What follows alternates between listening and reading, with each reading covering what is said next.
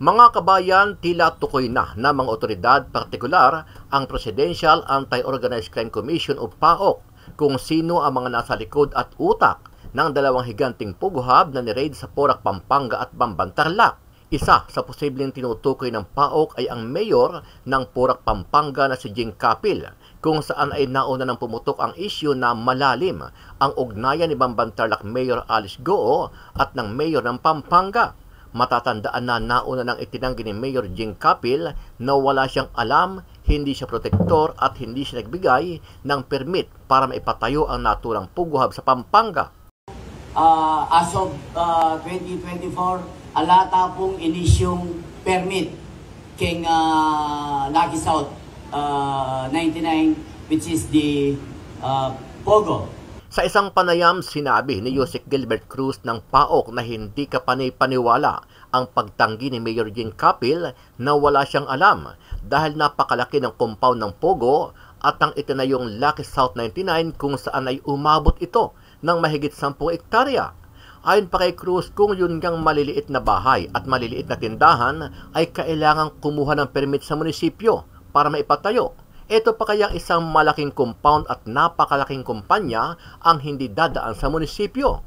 Puntahan natin yung sa Porac. Ano po? Ang sabi ng mayor, wala siyang binibigay na lisensya para mag-operate. Lagpas 5 hektarya. Ano po? Maraming mga... mahigit po. I think mga 30 hectares po yun. 30 hectares. Okay, so tumindig yung mga buildings at construction doon, dumating yung mga Pogo workers, 150 plus yung inyong na-rescue, may 30 plus na mga Pilipino. Paano kung hindi nasilip yan ng barangay at LGU? Ganun din naman ho dun sa Bamban, Tarlac, ano? Ang sabi ng suspended mayor, Alice Goo, wala naman siyang binigay na lisensya at nagpatuloy yung construction noong Pogo Hub sa lupa niya mismo, sa parte ng lupa niya.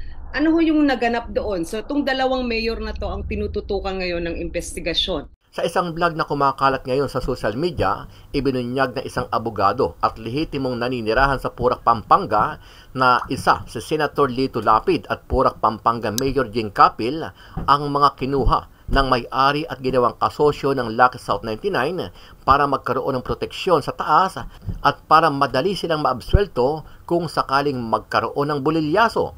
Na isa sa may-ari ng lupa na ginatagamit na kung saan pinatayo ang 10 hektarya na Pogo compound ay walang iba po, ladies and gentlemen, si Senator Lito Lapid kasama ang mayor ng Porac, Pampanga na si Jing Capil.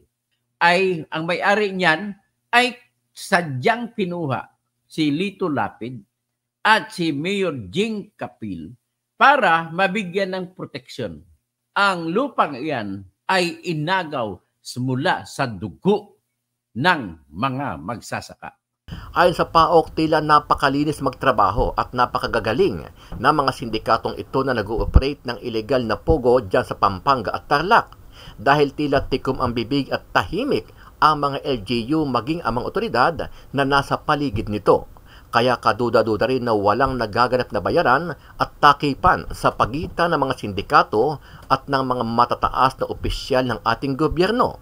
Dahil dito nagpapasalamat ang PAOK sa mga individual na naglabas ng mga ebidensya at masisilang video kung saan ay nagaganap ang iba't ibang misteryo at karumal-dumal na gawain sa loob ng Pogo compound, kaya nagkaroon sila ng raid at rescue operation sa higante at controversial na Lucky South 99 sa Porac, Pampanga. And then pinakita po namin sa kanila ng PAOK kung ano yung totoong nangyayari sa loob ng Pogo Hub. Kasi baka po sabihin na natin na hindi po alam ng mga mayor yung nangyayari doon sa loob ng Pogo Hub. So, we showed them a video, yung mga resulta po ng mga raids namin. So, pinakita po namin na mayroon pong torture. Pinakita po namin na mayroong prostitution din sa loob. Pinakita po namin na mayroong nagaganap na scamming activities. Hindi po online gaming yung ginagawa nila, but scamming activities. Sa patuloy na isinasagawang rescue operation ng mga otoridad sa Pogo Hub sa Pampanga, ikinagulat ng PAOK at hindi sila makapaniwala sa kanilang natuklasan sa mga nagaganap sa loob ng Lucky South 99 kung saan ay tumambad sa kanila ang napakaraming ebidensya na may nagaganap na hindi kanais-nais sa loob ng compound. Magugulat na lang po tayo na meron palang prostitution din na sa loob. Magugulat na lang tayo na meron pala silang mga kulungan o yung ginagawa po nilang mga torture rooms, ano. At yung mga torture equipments, for this particular case, ma'am, yung sa Porac, napakarami pong torture rooms yung nakita natin, ano. 4 pong torture rooms yung nakita natin. At marami po na mga posas, marami pong mga torture equipment na nagkalat po doon. Parang ang dating sa akin, normal lang yung ginagawa nila ron sa loob, yung pananakit po. Ano ang masasabi mo dito, kabayan? Naniniwala ba kayo na si Mayor Alice Goo ng Bamban Tarlac, Mayor Jing Capil ng Porac Pampanga at Senator Lito Lapid ang mga taong tinutumbok ng PAOK na may malaking koneksyon at protektor ng dalawang Pogo Hub sa Tarlac at Pampanga? Sama-sama nating panuorin ang buong video at pakicomment nyo po ang inyong mga reaksyon at sariling opinyon. Pero bago yan, muli po ako nag-iimbita. Sa mga hindi pa po nakasubscribe sa ating channel na Kabayan News PH, pakipindot po ang subscribe button at pakiclick na rin ang notification bell para lagi kayong updated sa mga bagong upload natin na legit at napapanahong balita. Maraming pong salamat. Sa ngayon, merong 100 plus na hahabulin pa kayo na expired na yung lisensya o nag-ooperate ng illegal. Bakit ang tagal bago nagka-aksyon? Kasi po, ma'am, hindi mo talaga, ma'am, lalaman yung mga violations niya, mga yan hanggang wala nagre-report po sa inyo, no? Like in our case, may mga nagpapadala po sa amin ng mga torture videos, may mga nagpapadala po sa amin ng mga incidents na may pinatay na ng mga foreign nationals, may nagpapadala po ng mga report coming from the embassies na mayroong prostitution doon sa isang Pogo Hub. So that's the only time, ma'am, na a-action po kami. Mag-a-apply po kami ng warrants, then kukuha po kami ng mga operatives natin na tutulong sa atin like the Philippine National Police, the National Bureau of Investigation, para po ma-raid yun. Once na na-raid po natin yun, and then magugulat na lang po tayo na meron palang prostitution din na sa loob. Magugulat na lang tayo na meron pala silang mga kulungan o yung ginagawa po nilang mga torture rooms, ano. At yung mga torture equipments, for this particular case, ma'am, yung sa Porac, napakarami pong torture rooms yung nakita natin, ano. 4 pong torture rooms yung nakita natin. At marami po na mga posas, marami pong mga torture equipment na nagkalat po doon. Parang ang dating sa akin, normal lang yung ginagawa nila ron sa loob, yung pananakit po. Puntahan natin yung sa Porac. Ano po? Ang sabi ng mayor, wala siyang binibigay na lisensya para mag-operate. Lagpas 5 hektarya. Ano po? Maraming mga... Mahigit po. I think mga 30 hectares po yun, ma'am. 30 hectares. Okay. So tumindig yung mga buildings at construction doon. Dumating yung mga Pogo workers. 150 plus yung inyong na-rescue. May 30 plus na mga Pilipino. Paano kung hindi nasilip yan ng barangay at LGU? Pag nagpapatayo ka po ng ordinaryong bahay, kumukuha ka nga po ng building permits. And sanitary permit, tapos kumukuha ka ng fire para po sa fire code. Yun nga ho, kung dapat po talaga alam nila. At syempre po, may mga reported po dyan sa area na yan na may mga natagpo ang patay.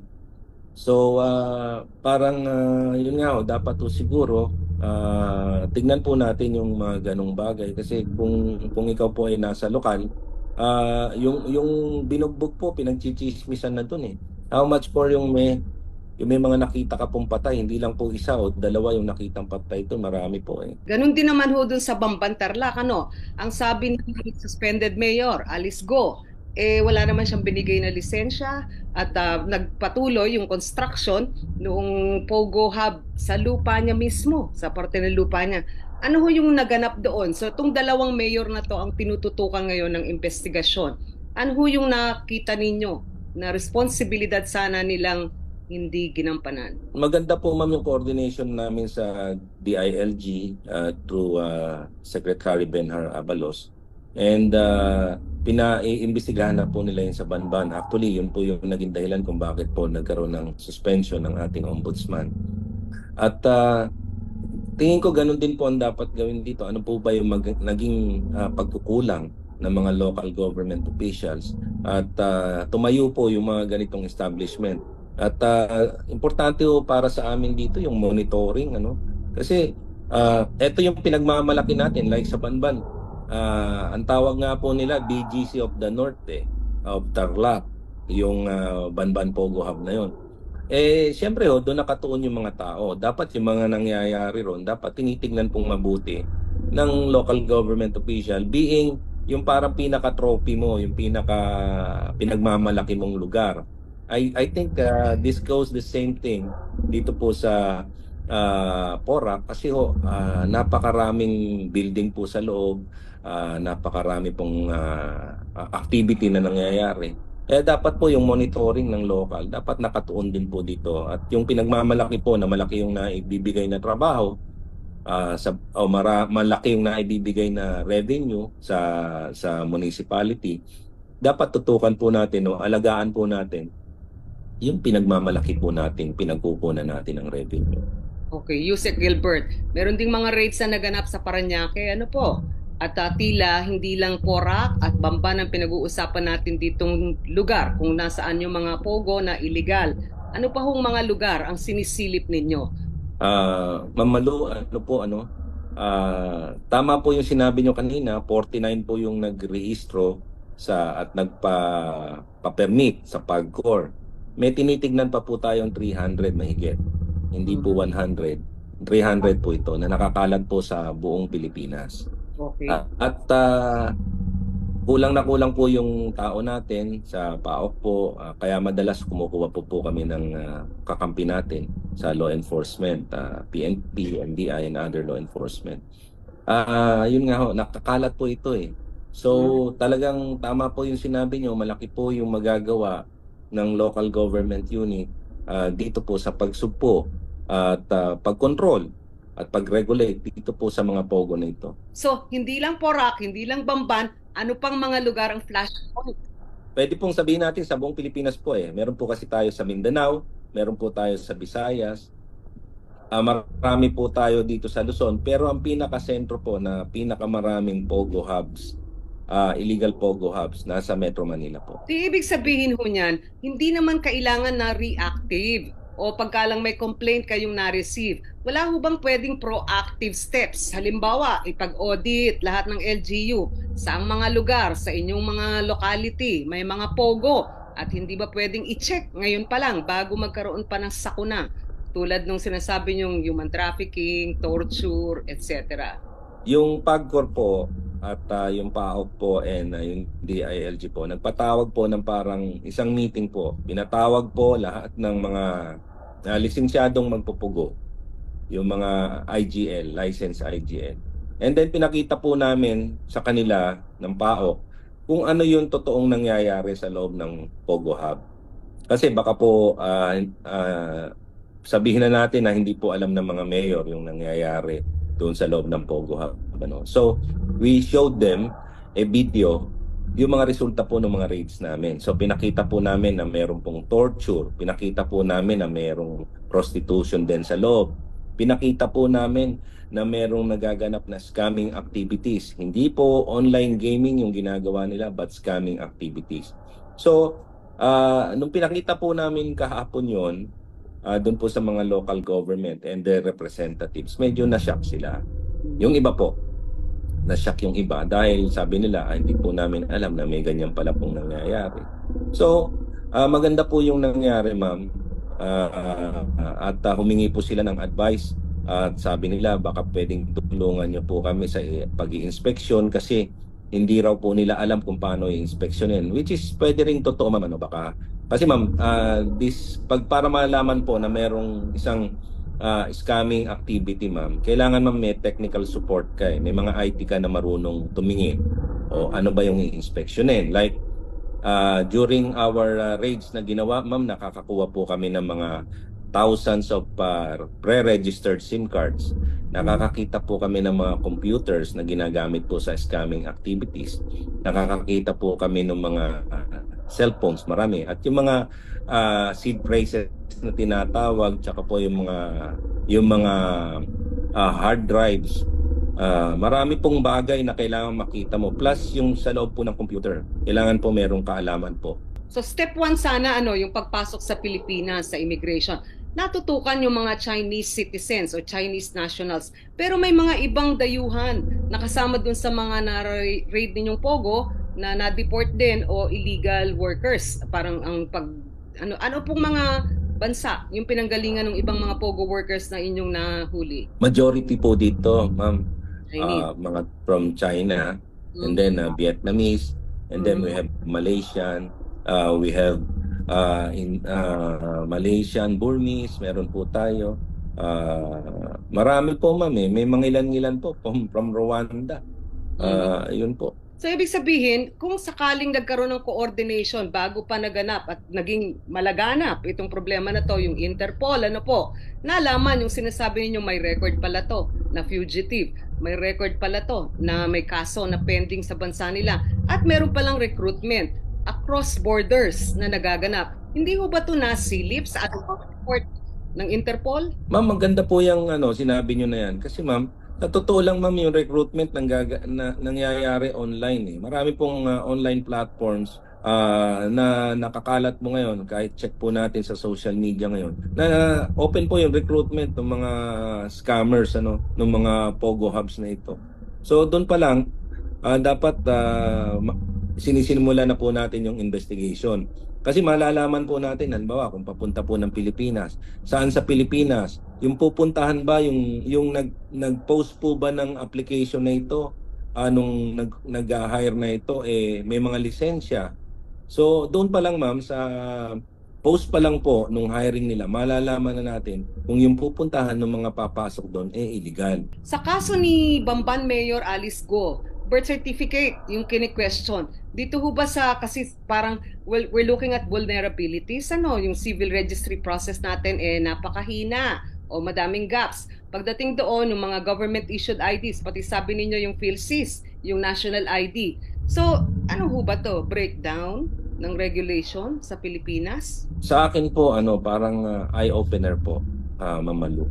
I think this is the time na kailangan balikan po natin yung mga proseso po natin. Baka minsan ho parang kailangan masilip po talaga natin bakit nangyayari to, baka yung proseso po natin ginagawa hindi na po akma sa tamang panahon na ito. Yung mga gaano kalaki perang umalat dito sa Pogo, at sino yung mga pwedeng parang sabihin na natin may sala, kasi minsan the laws are okay, the processes are okay, pero people are not okay and they're in for some money on the side. Sa pera ma'am, wala pong problema sa kanila yung pera Sa kanila, parang baliwala ang pera ma'am. Actually, yung mga Alphard nga nila ma'am, pamalengke lang nila yan. Yung mga Alphard na sasakyan.